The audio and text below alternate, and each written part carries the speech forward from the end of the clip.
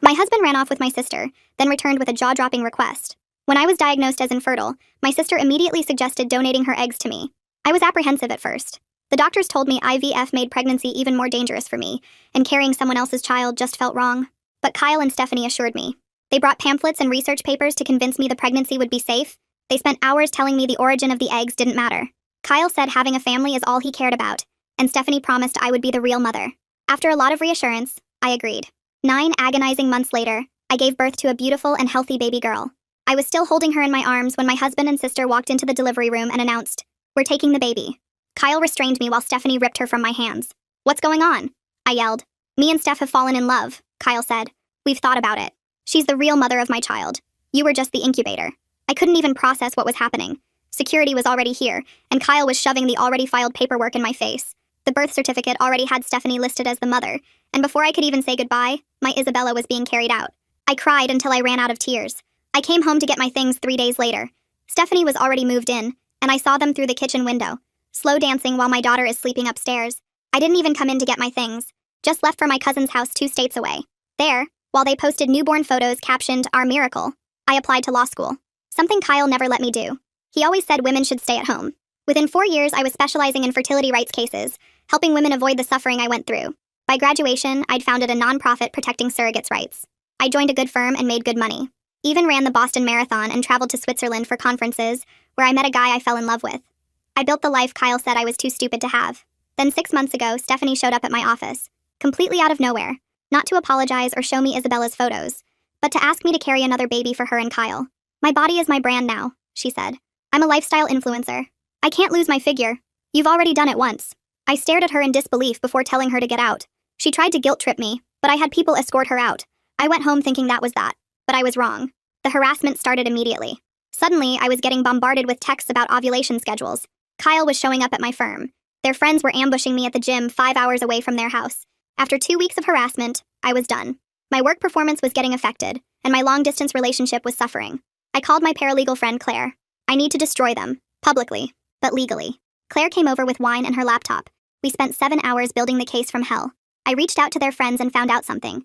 Turns out Stephanie had spun lies about me, telling everyone I promised her that I'd carry her second child, that apparently I felt guilty for what happened with Isabella and needed to make up for trying to steal her baby. And because I never contacted Kyle or his family again, she'd told them I'd abandoned Isabella too. I remember staring at the lies with a shocked Pikachu face. But I was laughing too. I had a goldmine on my hands. I remember documenting everything.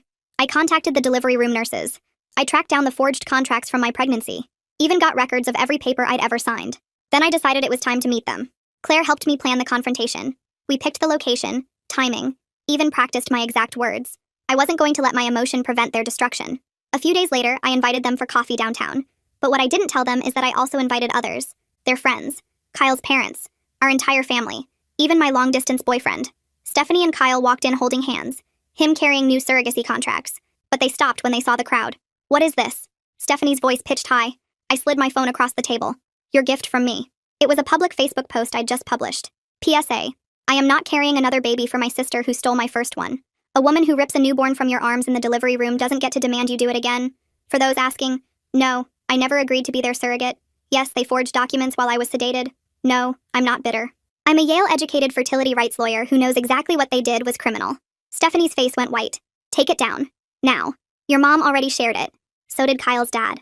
She started sobbing, saying I was vindictive, jealous, ruining Isabella's life. "No, Stephanie. I'm ruining your life. You took my daughter, my marriage, my body.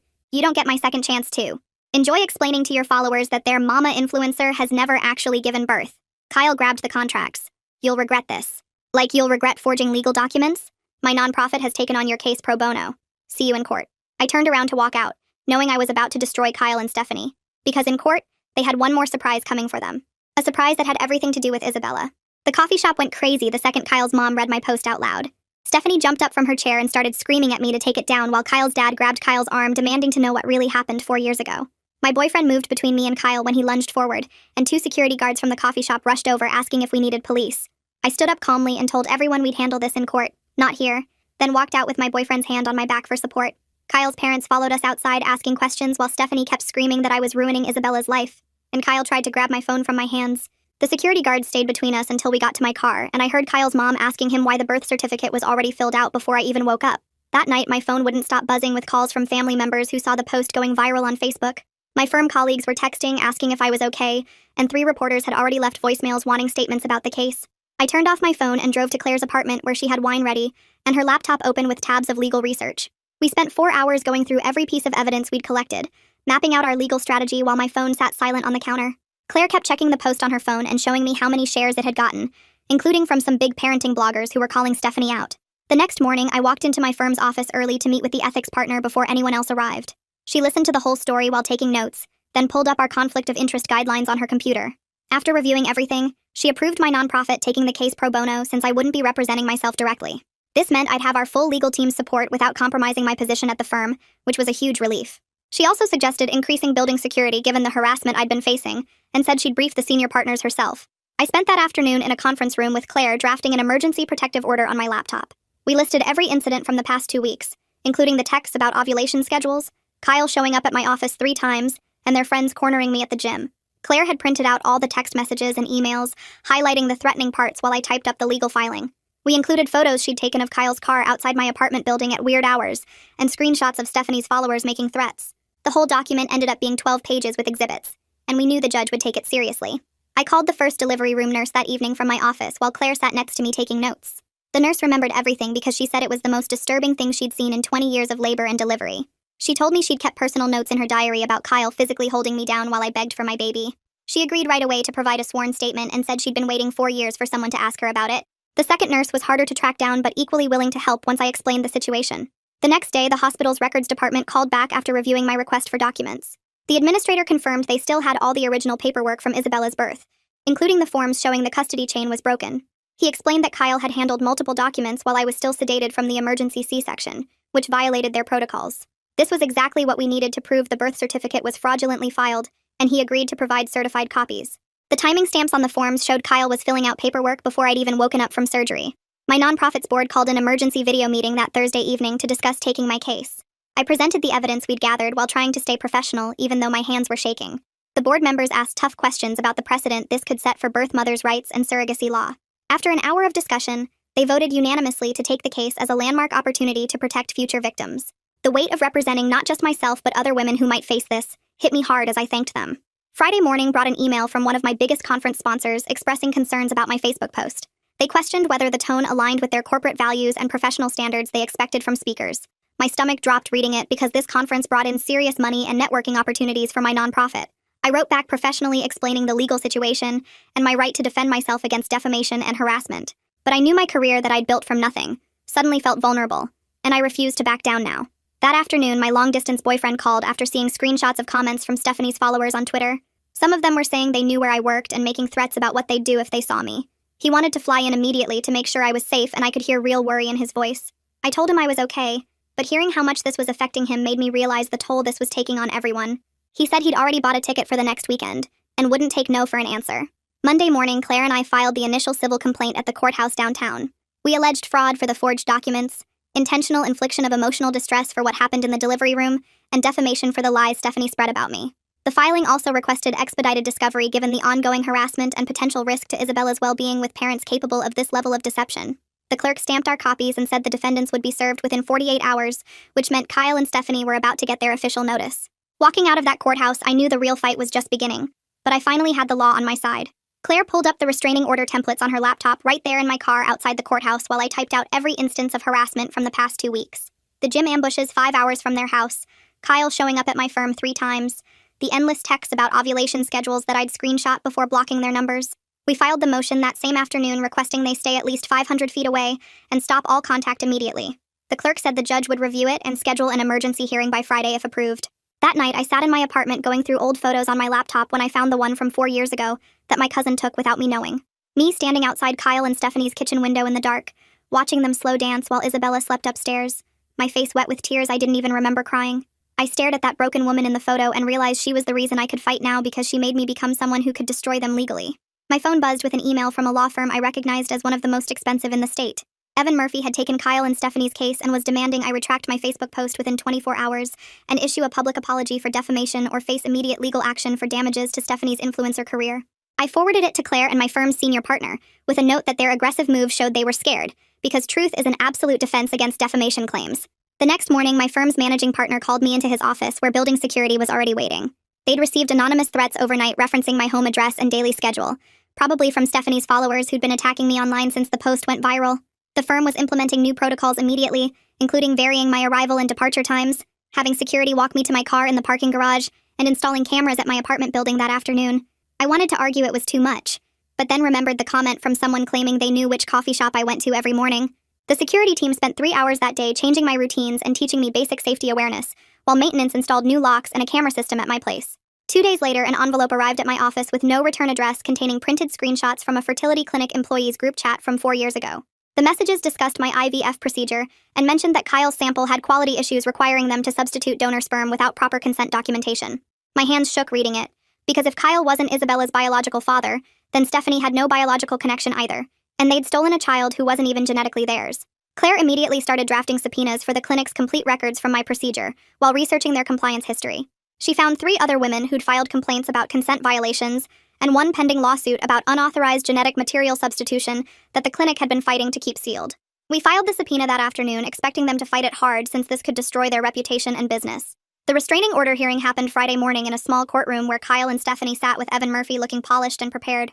The judge reviewed our evidence of harassment, including the gym ambushes and office visits, then warned both sides about making public statements that could affect the civil case. She granted a limited protective order requiring them to stay 300 feet away and cease all direct or indirect contact, though it wasn't the full 500 feet we'd requested. Kyle's face turned red when the judge specifically mentioned that third-party harassment through friends or followers would be considered a violation. The next week, Evan Murphy filed his own motion, claiming my Facebook post constituted online defamation and seeking damages for lost sponsorship deals and emotional distress to Stephanie's influencer career. The filing included screenshots of comments on her Instagram, where brands were pulling back and followers were calling her a fraud for claiming to be a mother who'd never given birth. Reading through his arguments about how I deliberately destroyed her reputation made me laugh since they'd spent 4 years destroying mine with lies about me abandoning Isabella. 3 days after that filing, I got a call from a lawyer I didn't recognize saying he represented Kyle's parents, who wanted to meet with me privately without their son present. The message was careful and formal, but hinted that they'd started having questions about what really happened with Isabella's birth, and wanted to hear my side of the story directly. I agreed to meet them at a neutral conference room downtown the following Tuesday morning. Kyle's mother looked older than I remembered, and his father seemed uncomfortable as they sat across from me with their lawyer taking notes. They asked specific questions about the timeline of the birth certificate filing and how Stephanie could have been listed as the mother before I'd even left the hospital recovery room. His mother pulled out her own photos from that day, showing timestamps that didn't match the story Kyle had told them about me agreeing to everything beforehand. They seemed genuinely disturbed when I explained how Kyle had physically held me down, while Stephanie took Isabella from my arms just hours after my emergency C-section, while I was still weak from blood loss. Kyle's dad kept shaking his head and writing notes while his mom asked about the forged paperwork, and I showed them copies of what Kyle filed that day. 2 days after that meeting, Lindsay Stevenson from the clinic called my office asking to meet about my case, and I knew something big was happening. She showed up at our conference room wearing a gray suit and carrying 3 boxes of files, and her hands were shaking when she set them down. Claire sat next to me taking notes while Lindsay opened the first box and pulled out consent forms from my procedure 4 years ago. She spread them across the table and pointed to blank spaces where signatures should have been, and dates that didn't match up. The clinic never got my written consent for donor substitution, and she admitted they knew this could destroy them in court. She kept saying they wanted to cooperate fully and avoid litigation while sliding more papers across, showing their internal review found major problems. I recorded everything on my phone while she explained how their protocols failed and how Kyle's sample turned out to be completely unusable that day. She wouldn't say exactly what happened next, but her face told me there was more to the story. The next morning, Claire burst into my office holding a manila envelope that someone left under her car windshield overnight. Inside was an internal clinic memo from 4 years ago, with my case number discussing something called Substituted Donor Protocol on Retrieval Failure. The document showed they used a different donor sample without telling me, and that meant Kyle wasn't Isabella's biological father at all. My hands were shaking as I read it 3 times and realized this changed everything about the case. Claire immediately made copies and put the original in our safe while we figured out who sent this and why they wanted us to know. My boyfriend flew in that Friday, and I could see the worry on his face when he walked through my apartment door. We sat on the couch and he asked how bad things were getting and whether I was safe from Kyle and Stephanie's harassment. I explained about the protective order but also the online attacks and how my face was all over social media now. He held my hand and said he supported me but worried about us trying to maintain our relationship through all this chaos. We talked until 3 in the morning about boundaries and what would happen if the case went on for months or years. He promised to stand by me, but we both knew the distance and stress were taking a toll already. That same weekend, Stephanie posted a video crying about how I abandoned Isabella and never once tried to see her in 4 years. She showed edited screenshots of old texts, making it look like I agreed to everything, and then just disappeared from their lives. Her followers started attacking me on every platform, calling me a deadbeat and saying I was just jealous of her success. My phone wouldn't stop buzzing with notifications of people tagging me in horrible comments and sending threats to my work email. Claire spent all Sunday drafting cease and desist letters to the worst offenders, while I documented everything for our harassment case. We sent out 37 letters that night threatening legal action if they didn't stop immediately. Monday morning, we filed a motion to compel the clinic to produce all their records about my procedure and any donor substitutions. The judge scheduled a hearing for Thursday and agreed to review the documents privately first before deciding what could be released. At the hearing, Lindsay Stevenson sat in the back row looking sick while the clinic's lawyer argued about patient privacy and proprietary protocols. The judge cut him off and said she'd review everything in chambers and make her ruling within a week. She specifically mentioned that any evidence of fraud or consent violations would be made available to both parties immediately. 5 days later, Claire got a call from the hospital saying they found the security footage we subpoenaed from the day Isabella was born. We drove over immediately and sat in a small office watching grainy black and white video from the hallway outside my room. The timestamp showed Kyle going in and out multiple times while I was still unconscious from the emergency surgery. At one point, he's clearly carrying a stack of papers, and a nurse stops him, but he shows her something and she lets him pass. The hospital administrator admitted this violated their protocols since I couldn't consent to anything while sedated from the C-section. We got copies of everything and added it to our growing pile of evidence against them. The following week, the court appointed Chelsea Murphy as guardian ad litem to represent Isabella's interests in the custody matter. She called my office that afternoon to schedule an interview about my intentions regarding Isabella and what I was really seeking. I met with her 3 days later in a neutral location and tried to stay calm while explaining everything that happened. She asked if I wanted full custody or just visitation, and I told her honestly that I didn't know yet.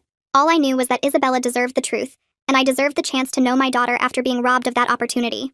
Chelsea took notes and said she'd also be interviewing Kyle and Stephanie separately about the situation. The same day as my interview, my firm's biggest client called the senior partners expressing concerns about the media attention I was generating.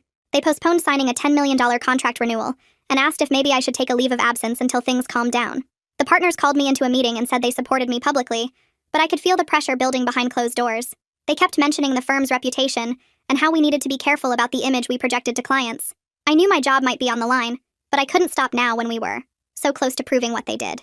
The nurse's deposition was scheduled for the last week of the month at Evan Murphy's office downtown. She looked older than I remembered, but her memory of that day was crystal clear as she described exactly what happened. Under oath, she detailed how Kyle grabbed my wrists and held me down on the bed, while Stephanie literally ripped Isabella from my arms. She remembered my screaming and begging them to stop and how security had to be called, but Kyle showed them papers saying he had custody. Even Evan Murphy looked uncomfortable as she described how I was sobbing and reaching for my baby while still bleeding from surgery. The next morning, Evan Murphy filed a motion to seal all the court proceedings, claiming Isabella needed privacy protection from the media attention. Claire and I spent 3 hours writing our response, pointing out how they'd been posting Isabella's face all over Stephanie's Instagram for years, using her for sponsored content and brand deals. The judge scheduled a hearing for that Friday, and when we walked into the courtroom, Evan was already there with a thick folder of printed social media posts showing the hate comments Stephanie was getting. He argued this was damaging to Isabella, but our lawyer pointed out they couldn't use the child as a shield after exploiting her online presence for profit. The judge took the motion under advisement and said she'd rule after reviewing the clinic records that had been submitted for private review. 2 weeks passed before we got the ruling, and when it came through, my hands were shaking as I read it. The judge ordered the clinic to produce specific documents about something called donor substitution protocol, and the way she worded it suggested she'd found something big in those sealed records. Lindsay from the clinic called our office that afternoon, her voice tight as she asked if we could meet off the record, but our lawyer told her all communication had to go through official channels now. The clinic's lawyers fought the order for another week before finally producing the documents, and when they arrived by courier, Claire and I locked ourselves in the conference room to review them. Page after page detailed how Kyle's sperm sample had been non-viable on the day of the procedure, showing zero motility and abnormal morphology results. The clinic had substituted an anonymous donor sample without getting proper consent from either of us, just a rushed signature from Kyle on a form he clearly hadn't read. This meant Kyle wasn't Isabella's biological father at all, and since Stephanie's eggs were never used, she had absolutely no biological connection to Isabella either. I sat there staring at the papers while Claire called our legal team for an emergency meeting that night. We gathered at the office with pizza and energy drinks, spending the entire weekend analyzing what this meant for everything. The forged birth certificate was even more fraudulent now since neither of them had any biological claim. The custody situation was completely different with me as Isabella's only biological parent, and the complexity of the legal implications made everyone's head spin. Our senior partner kept saying this changed the entire case, that we'd gone from fighting an uphill battle to having clear advantage. Monday morning, we filed a motion for court-ordered DNA testing of Kyle, Isabella, and myself to get scientific proof of what the clinic records showed. Evan Murphy's response came within hours, calling our motion a fishing expedition and arguing that biological connection didn't matter, since Kyle and Stephanie had been Isabella's parents for 4 years. Meanwhile, Stephanie's influencer career was falling apart in real time, as she posted increasingly desperate content about chosen families and how biology doesn't define motherhood. Her comment sections turned into war zones with people calling her out for never actually giving birth while claiming to be a mommy blogger, and her follower count dropped by thousands every day. Brand deals started disappearing, and companies quietly removed her from their websites. That same week, my boyfriend called from his apartment 3 states away, his voice tired as he admitted the stress of everything was getting to him. He said he'd been patient and supportive, but watching me go through this from a distance while trying to maintain our relationship was harder than he expected. He suggested we try couples counseling over video calls since we couldn't be in the same place regularly, and I agreed because I knew winning this case wouldn't mean anything if I lost him in the process. We found a therapist who specialized in long-distance relationships and scheduled our first session for the following Tuesday. The hospital administrator's deposition happened that Thursday in a conference room downtown, and Benjamin sat across from us looking uncomfortable as he answered questions under oath. He confirmed that the custody chain break when Kyle filed paperwork while I was sedated had been flagged by multiple staff members who thought something wasn't right.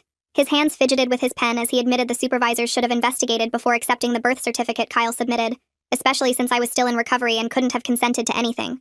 He said the hospital had since changed their protocols because of our case, which felt like too little too late, but at least proved what happened to me was wrong.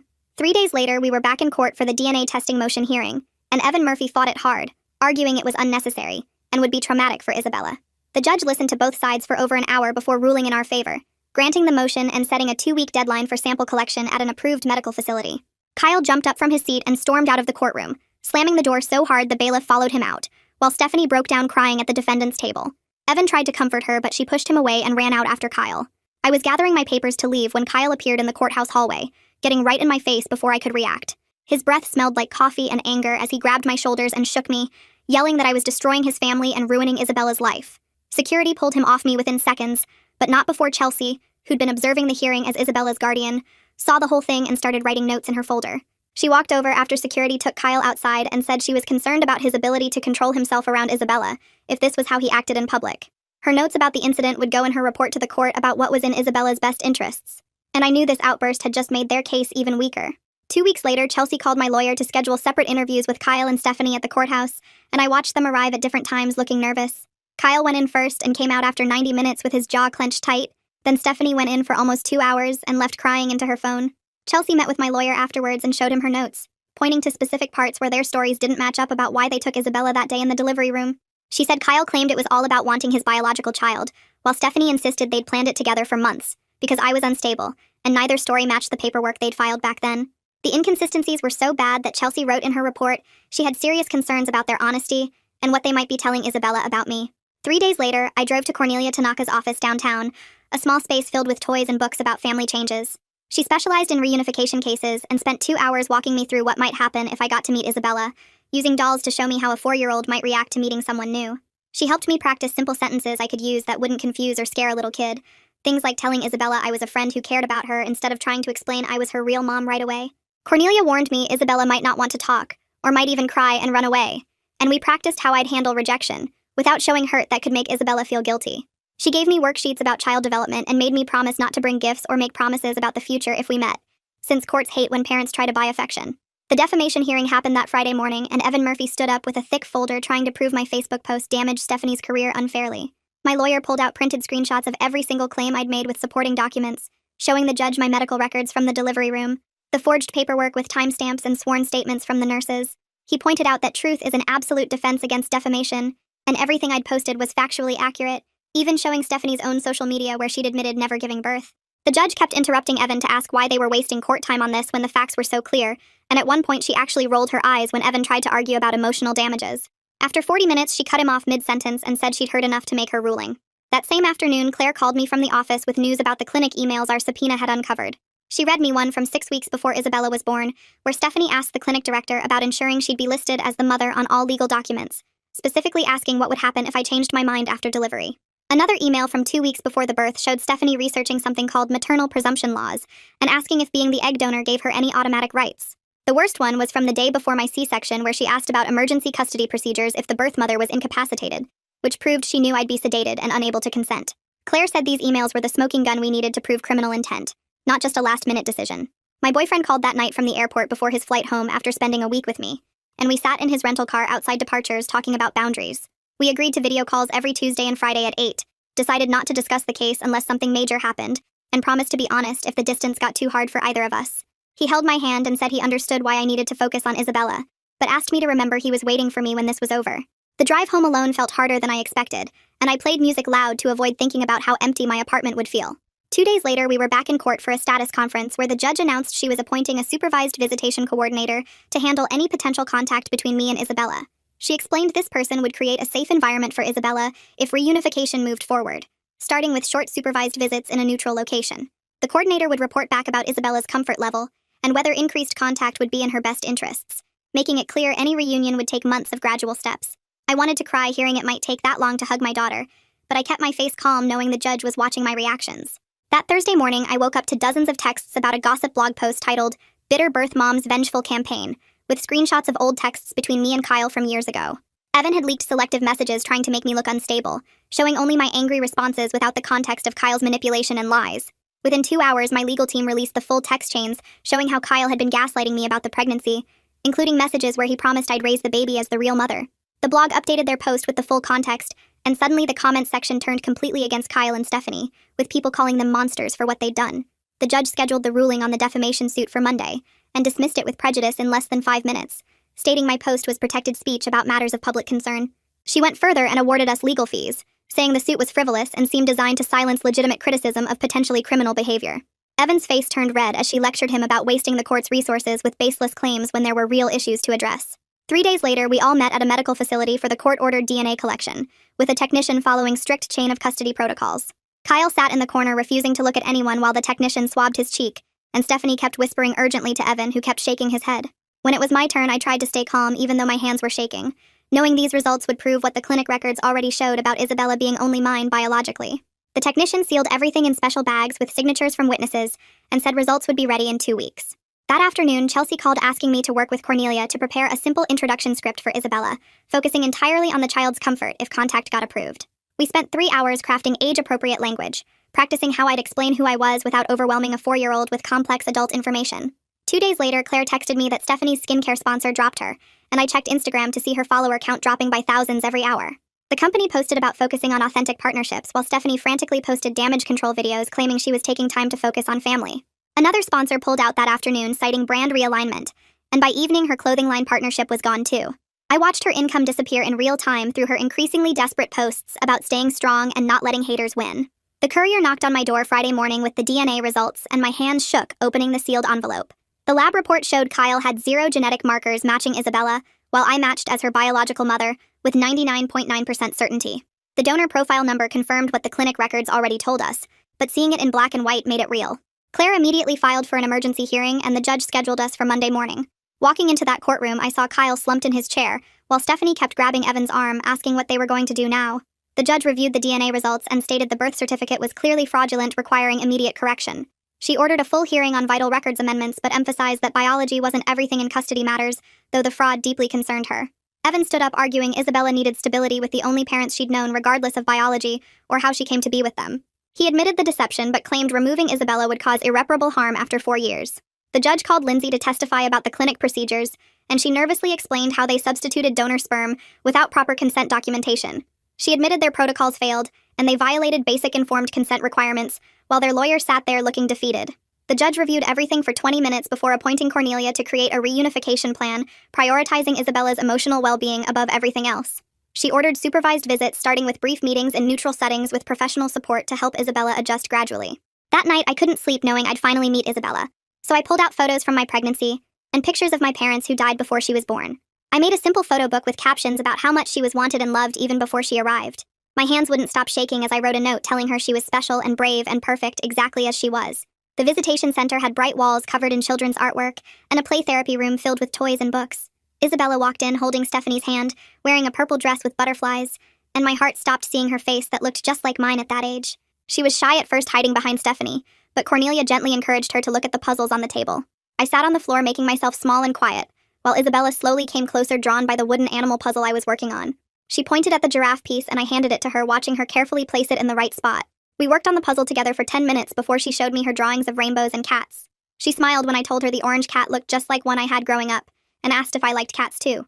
The 30 minutes went by so fast, but when Cornelia said time was up, Isabella waved goodbye and said she'd see me next time. Kyle stormed out the second we left the therapy room, slamming doors, while Stephanie cornered Chelsea, saying this was too stressful for everyone, especially Isabella. Chelsea wrote everything down in her notebook, including how I stayed calm and followed Cornelia's guidelines perfectly while they caused a scene. Our lawyers met the next day to discuss settlement terms, and my team proposed limited damages in exchange for regular supervised visits, building toward eventual shared custody. We weren't asking for full custody right away, understanding Isabella needed time to adjust after 4 years with them. The negotiations went back and forth for hours, with Evan pushing for minimal contact, while we insisted on meaningful relationship building. Eventually, we agreed on twice-weekly visits for the first month, increasing gradually based on Isabella's comfort level and Cornelia's recommendations. The financial settlement covered my legal fees and damages for the fraud, but I accepted less money to get more time with Isabella. Kyle had to sign papers acknowledging he wasn't the biological father and agreeing to the amended birth certificate listing me as mother. Stephanie cried through the whole meeting, saying we were destroying their family, but the judge already made clear their family was built on criminal fraud. The agreement included strict non-interference clauses preventing them from undermining the visits or poisoning Isabella against me. We also got right of first refusal for childcare, meaning if they needed a babysitter for more than 4 hours, they had to ask me first. Claire high-fived me in the parking lot afterwards, saying we got more than she expected, considering we started from zero access. I drove home knowing this was just the beginning of a long journey, but at least now I had a legal path forward to know my daughter. 2 weeks later, the judge called us back for the final ruling on the birth certificate issue. I sat in the courtroom watching Kyle tap his foot nonstop while Stephanie kept checking her phone for sponsor messages. The judge read through her decision slowly and carefully, explaining that the evidence showed clear fraud in the original filing. She ordered the Vital Records Office to correct Isabella's birth certificate immediately. My name would be listed as the biological mother, with a special note about the egg donation and surrogacy arrangement. Kyle's face turned red when she said he had no biological connection to Isabella at all. The judge made it clear that custody would stay the same for now while we worked through Cornelia's reunification plan, but the legal record would finally show the truth about who Isabella's real mother was. After court, Evan pulled me and my lawyer aside to discuss settlement terms. Kyle and Stephanie wanted this over fast before more sponsors dropped them. They offered to pay damages for the fraud and emotional distress if we kept the amount confidential. My lawyer pushed for more money, but I just wanted guarantees about visitation. We spent 3 hours going back and forth until they agreed to everything. They would pay my legal fees plus damages, stay away from me completely, and never interfere with the visitation schedule. Most importantly, they couldn't say anything public about the case or post about it online. Stephanie cried when she signed the papers, but I didn't feel bad for her at all. The fertility clinic's lawyers contacted us the next day wanting to settle too. Lindsay had already admitted their consent procedures were broken, and they knew they'd lose in court.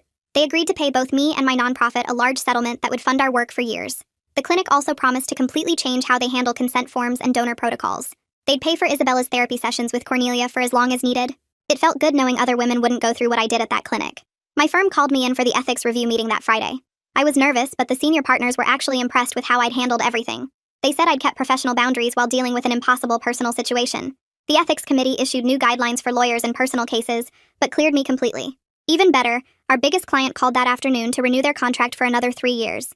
They said watching me fight for justice while staying professional made them trust our firm even more. The second supervised visit with Isabella happened the following Tuesday. I brought coloring books and crayons this time, which made her smile right away. She was less shy and actually sat next to me instead of across the table. We colored pictures of puppies, and she told me their names were Spots and Fluffy. When I asked if she liked dogs, she nodded and said she wanted one for her birthday. She showed me her favorite stuffed animal, a worn-out bunny she'd had since she was a baby. I helped her draw the bunny, and she giggled when I made the ears too long. Cornelia watched from the corner taking notes as Isabella started warming up to me. She even repeated my name correctly when Cornelia asked who she was coloring with. Near the end of the visit, Isabella asked if I'd come back to play again next time. I told her yes, and she gave me a quick hug before Kyle came to get her. Cornelia wrote in her report that Isabella was adjusting faster than expected and showing clear attachment signs. My boyfriend flew in that weekend so we could talk about our future. We sat in my apartment for hours discussing how everything would change with regular visits to Isabella. He was supportive but realistic about the challenges we'd face. We decided to push back our plans to move in together for at least 6 months. He needed time to adjust to the idea of being involved with someone who had a child, even part-time. I understood completely since this wasn't what either of us had planned. We agreed to keep our relationship strong but take things slower while my life settled into this new normal. He held my hand and promised we'd figure it out together, which meant everything to me. That night, I sat down to write a public update about the case. I wanted to thank everyone who'd supported me and share resources for other birth mothers in bad situations. I spent 2 hours getting the words just right, making sure not to violate the settlement agreements. The post included links to my nonprofit's website and hotline numbers for women facing custody issues.